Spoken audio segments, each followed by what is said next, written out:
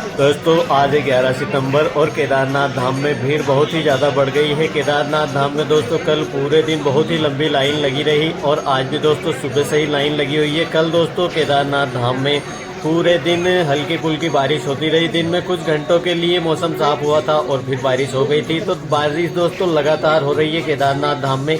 और जो आप पहाड़ी देख रहे हैं आप सामने दोस्तों, इस पहाड़ी पर बहुत ही ज़्यादा मात्रा में स्नोफॉल हुई है, तो ठंड बहुत ही ज़्यादा बढ़ गई है। केदारनाथ धाम में दोस्तों आने वाले दिनों में ठंड और भी ज़्यादा बढ़ने की संभावना है और भीड़ इतनी ज़्यादा हो गई है दोस्तों कि केदारनाथ धाम में जो यात्री अभी है वह पिछले 2 महीने में इतने यात्री नहीं देखे गए। जब मई और जून में यात्रा शुरू हुई थी उस समय पे जितनी भीड़ हो रही थी इतनी ही भीड़ केदारनाथ धाम में फिर से होने लगी है। तो दोस्तों केदारनाथ धाम में आने वाले दिनों में महंगाई बहुत ही ज़्यादा बढ़ने वाली है। अगर आप केदारनाथ धाम में यात्रा करना चाहते हैं तो आने वाले दिनों में दोस्तों फिलहाल केदारनाथ धाम में करीब 8 से 9 हजार यात्री थे कल, और आज भी दोस्तों सुबह से ही बहुत ज़्यादा लंबी लाइन लगी हुई है। तो आज और भी ज़्यादा यात्री आने की संभावना है केदारनाथ धाम में। दोस्तों अगर आप यात्रा करना चाहते हैं केदारनाथ धाम में, आप अगर आ रहे हैं तो आपको होटल्स वगैरह में रुकने के लिए आने वाले दिनों में थोड़ी परेशानी जरूर उठानी पड़ सकती है। और दोस्तों केदारनाथ धाम में अगर आप टेंट लेते हैं तो आपको टेंट मिल जाएगा। GMVN की तरफ से बहुत सारे टेंट की व्यवस्था की गई है। अगर आप पर्सनल टेंट लेना चाहते हैं तो पर्सनल टेंट भी मिल जाता है आपको। केदारनाथ धाम में दोस्तों फिलहाल 10 से 12-13 हजार तक भी अगर यात्रियों की संख्या होगी तो रुकने की कोई समस्या नहीं होगी।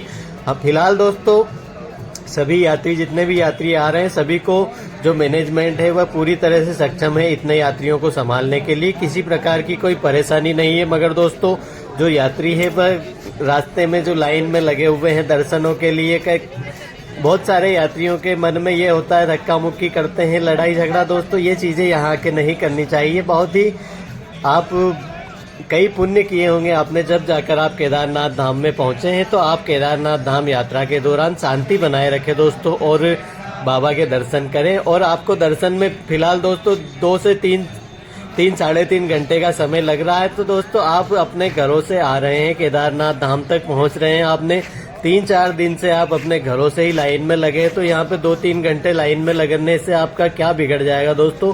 थोड़ा सा सस्पेंस, थोड़ा सा क्या बोलते हैं उसको, धैर्य बनाए रखें और दर्शन होंगे आपको महादेव के, बड़े ही अच्छे प्रकार से दर्शन होंगे। तो दोस्तों यात्रियों की संख्या बहुत बढ़ गई है तो आप ये न समझे आपको लाइन में लगना है और जो नियम है उसी के हिसाब से आप दर्शन करें, किसी प्रकार की कोई परेशानी नहीं होगी। और दोस्तों ये है भीमशिला, तो आप दर्शन करने के बाद में भीमशिला के दर्शन कीजिए। और ये हमारे बाबा जी कुछ बता रहे हैं केदारनाथ धाम में। दोस्तों अगर आप आ रहे हैं तो आने वाले दिनों में ठंड बहुत ही ज्यादा बढ़ने वाली है। जो मंदिर के पीछे की पहाड़ी है दोस्तों उस पे लगातार स्नोफॉल हो रही है पिछले 2-3 दिनों से। इस पहाड़ी पे दोस्तों पहले स्नोफॉल नहीं हो रही थी और अभी 3 दिनों से दोस्तों लगातार पीछे वाली पहाड़ी पे स्नोफॉल हो जाती है। तो आप अगर केदारनाथ धाम में यात्रा करते हैं तो आने वाले दिनों में दोस्तों ठंड ज्यादा नहीं होगी, बहुत ज्यादा होने वाली है, ठिठुरन वाली ठंड पड़ने वाली है केदारनाथ धाम में। तो आप उस हिसाब से अपनी यात्रा की प्लानिंग करें। आने वाले दिनों में दोस्तों अगर आप यात्रा कर रहे हैं तो 15 से 20 दिनों के अंदर अंदर ही केदारनाथ धाम में भी मंदिर के आसपास भी स्नोफॉल होने वाली है। तो आप ठंड से बचने के लिए जो भी अपने पास जो जैकेट्स वगैरह है आप लेके आइए। रेनकोट आपको लेके आना है दोस्तों। केदारनाथ धाम में भी बारिश हल्की फुल्की हो रही है और दोस्तों गौरीकुंड सोनप्रयाग में थोड़ी ज्यादा मात्रा में बारिश होती है। आप जैसे ही रास्ते में आएंगे आपको रामबाड़ा में, भीमबली में, छोटी लिंचोली, बड़ी लिंचोली जितने भी स्पॉट पड़ते हैं रास्ते में आपको कई जगहों पर बारिश देखने को मिलेगी। और दोस्तों नीचे जो बारिश होती है वह ज्यादा मात्रा में होती है और केदारनाथ धाम में हल्की फुल्की बारिश होती है। तो आप इस चीज का विशेष ध्यान रखिए।